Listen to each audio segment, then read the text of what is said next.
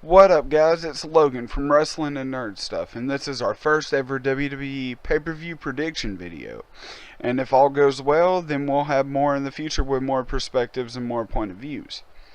Now, I don't want to waste much of y'all's time, so let's get to it. And I'm not doing the pre-show because fuck that shit. Dolph Ziggler versus Baron Corbin. Me personally, I wish they'd stop pushing him as the Andre the Giant, whatever the fuck it's called. I wish they'd start actually building Baron towards something important.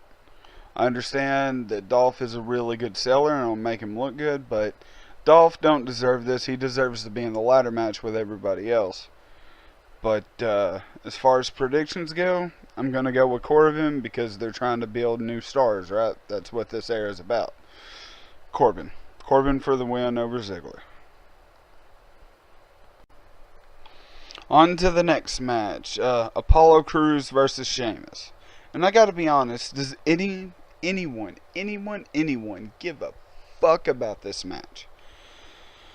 I get it, Sheamus is starring in that new dreadful Ninja Turtle movie, which, you know, I'm going to go see because I'm a big nerd, as it were. Even though they got a bunch of fucking shit wrong from what I hear, but that's not what this is about. It's about Crews versus Sheamus, and I'm going to go with Crews because they're trying to build new stars, right? Unless they go for the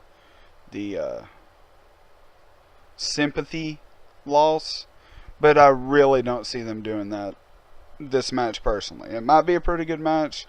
I've been very impressed by Crews. And Charlotte, Dana Brooke versus Natalya and Becky Lynch.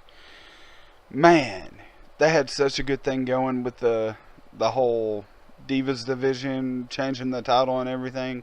This is a huge step back for that because Dana Brooke was not ready to get called up to the main roster, and Natalya shouldn't be taking Sasha Banks' spot. I realize Banks has an injury from what I hear, but I feel like right now they're just stalling until SummerSlam when Sasha goes over on Charlotte, and maybe all this crap will be worth it by the time we get there, but we'll see.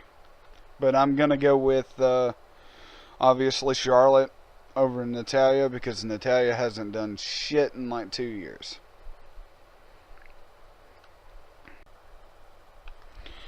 Now on to the Fatal 4-Way Tag Team match. I'm not sure how they're going to do this match, but it seems, seems pretty interesting with the way they're building up Enzo and Cass. Obviously, Vince is very high on Cass, and what intrigues me the most is the club being involved. I have a gut feeling that the New Day is going to walk away with the titles, at least until the brand split, but I really think the club deserves this win, and I think that them and AJ should be walking out as the victors.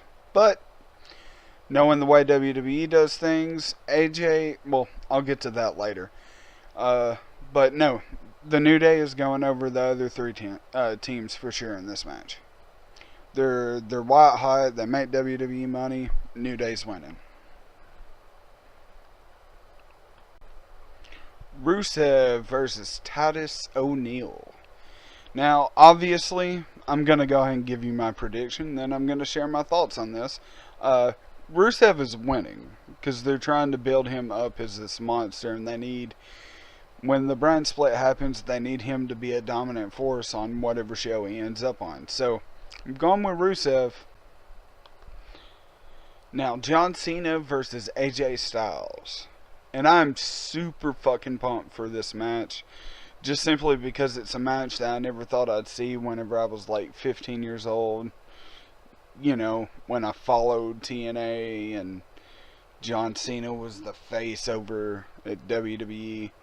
All that shit. The dream match that everyone thought would never happen. Fuck The Rock and John Cena. This is a bigger deal to me. Um, I want AJ to win, but I'm gonna go with Cena for the win. Uh, I really, really think they're gonna give Cena this one, and then they won't have three, they'll have two. They'll have this one, and then they'll have one at SummerSlam. And I think there AJ will go over. Fast forward to WrestleMania, they'll have their third match there. Guaranteed. And it'll be a big fucking deal. One of them will have the title or something, and it'll be a passing of the torch thing. That's just a prediction. Could be wrong, but I'm still going with Cena winning this match. The club will not get involved, but no one said anything about, I don't know, Bray Wyatt costing AJ the match? Or maybe Finn Balor helps AJ win? That's if I'm wrong. But, going with Cena as of right now.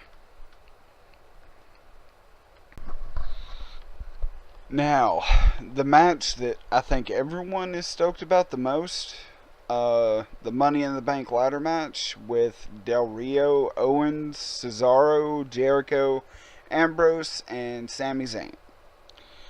I'm going with what everyone's saying. I really think it's Dean Ambrose's time, and I think he's going to hold the briefcase for quite a while before he finally cashes it in.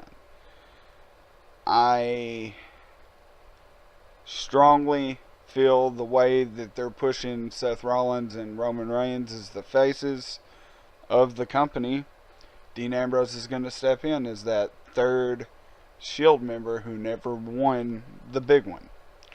Now, I have another piece of speculation. Maybe it was 7 men to begin with until they removed the image from the vacant slot. Before they moved that, there were people speculating that the 7th would be Balor or somebody like that. But I really think, I hope that we see Bray's return in this match and he wins it. But considering that Bray hasn't been announced for it, I'm going with Ambrose for sure.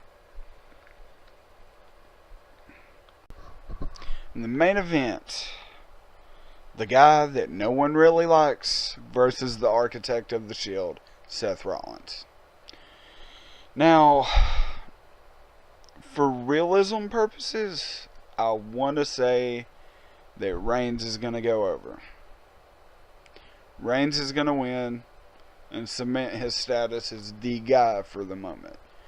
But if Ambrose wins the briefcase, it would be an interesting thing for them to have him cash it in right after this match when both of them are beaten down, whatever, and then him come out, dirty deeds, pin Reigns. That would be an amazing heel turn if they treat it as such.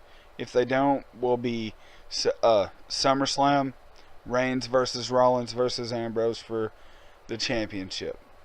Ambrose defending. I said it here. Ambrose should walk out with the WWE World Heavyweight Championship tomorrow night. I don't know. We'll see.